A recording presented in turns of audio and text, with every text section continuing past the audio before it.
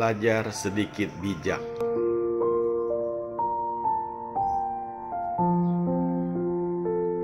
Arti Buddha dan dua macam umat Buddha.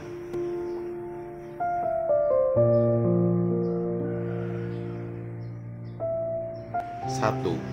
Apakah Buddha itu? Kata Buddha sebenarnya secara sederhana berarti bangun atau yang terbangunkan. Itu tidak harus mengacu kepada orang tertentu dalam sejarah atau suatu filsafat atau agama. Kata itu menunjuk kepada batin.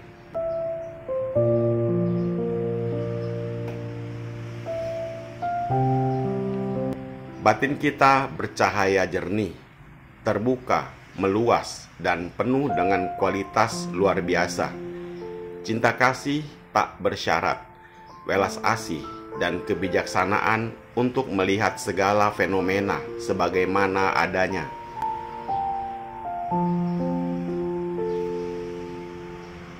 Dengan kata lain, batin terbangunkan adalah selalu batin yang baik. Ia tidak tumpul atau kacau. Ia tidak tertekan oleh keraguan, ketakutan, dan emosi-emosi yang seringkali menyiksa kita.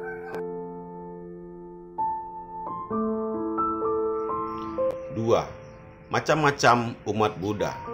2.1 Umat awam atau umat penggembira.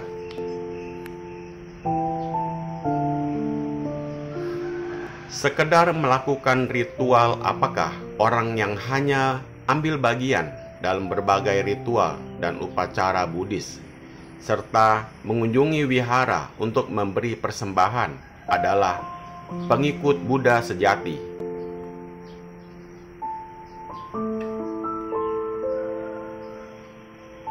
Kegiatan-kegiatan sedemikian itu bisa bernilai jika dilakukan dengan semangat yang benar, karena kegiatan tersebut dapat membangkitkan dan menyokong tekad dalam mengikuti jalan Buddha.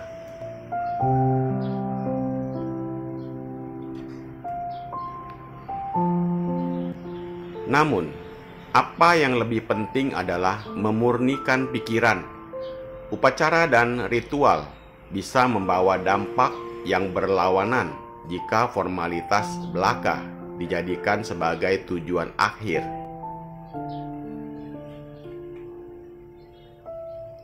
Sekadar mengharapkan jasa. Apakah orang yang hanya mengumpulkan jasa kebajikan demi mengalami masa depan yang menyenangkan adalah pengikut Buddha sejati?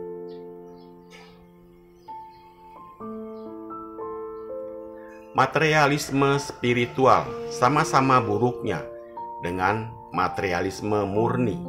Keduanya merupakan bentuk-bentuk kemelekatan dan keakuan. Kebaikan seharusnya hanya dilakukan semata-mata karena itu adalah kebaikan.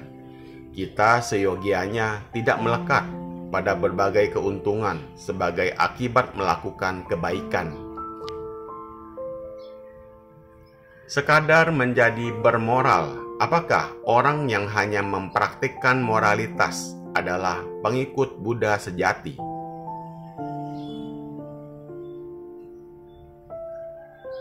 Ada satu kesalahpengertian umum bahwa kita harus menyempurnakan moralitas terlebih dahulu sebelum bisa melaju di jalan spiritual, khususnya sebelum kita bermeditasi.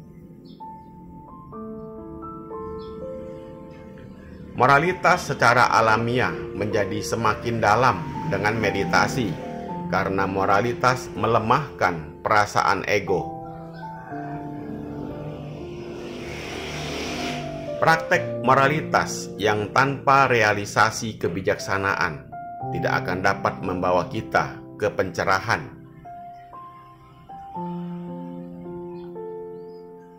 Pencerahan bukanlah suatu tujuan yang muluk-muluk jika kita hidup saat ini, dari momen ke momen dengan perhatian murni.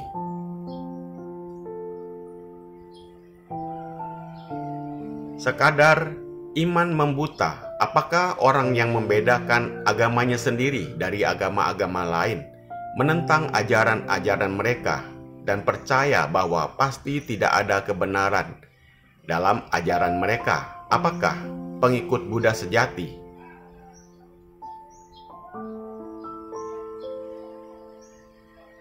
Semua agama memiliki unsur-unsur kebenaran tertentu di dalamnya.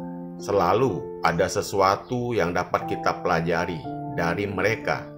Meskipun pengikut Buddha yakin bahwa Buddha telah mengajarkan kepada kita semua hal yang kita perlukan untuk mempraktikkan jalan menuju pencerahan dan kebahagiaan sejati. Sekadar yakin terhadap Buddha, apakah orang yang hanya percaya bahwa hanya dengan memiliki keyakinan kepada Buddha saja akan selamat adalah pengikut Buddha sejati?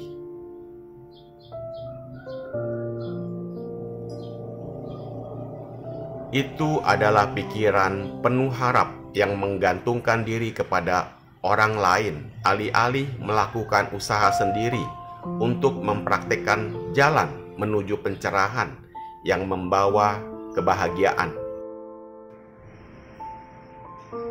Jika kita dengan tulus melakukan usaha untuk berlatih, berbagai keadaan dalam kehidupan kita akan meningkat secara alami. Kita harus merealisasi kebenaran untuk diri kita sendiri. Tidak seorang pun dapat melakukannya untuk kita. Buddha menyadari bahwa semua makhluk memiliki sifat atau hakikat Buddha yang sama. Karena kita pada hakikatnya memiliki sifat yang sama seperti Buddha, kita pun dapat merealisasi sifat ini dengan jalan yang ditempuhnya.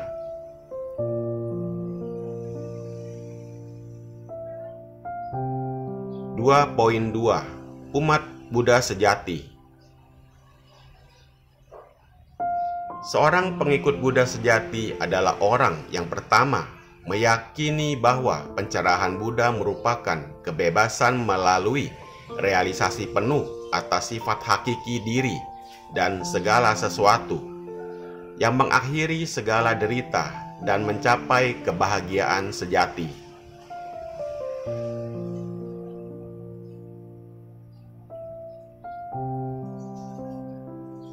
Kedua, mencapai pengalaman bagi diri sendiri merupakan tujuan penting dalam kehidupan ini. Mengikuti jalan yang telah Buddha tunjukkan kepada kita, datang kepada 3 permata untuk berlindung.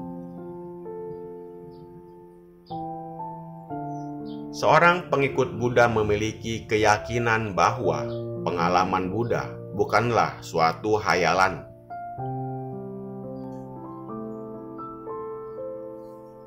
tetapi bahwa pengalaman itu merupakan hal yang paling penting dan bernilai yang dapat dialami oleh siapa saja melalui latihan pemurnian batin yang rajin.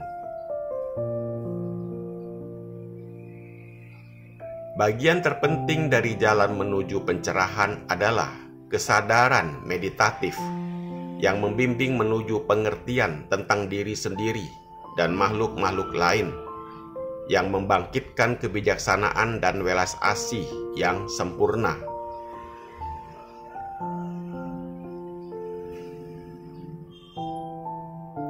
Semoga bermanfaat. Terima kasih.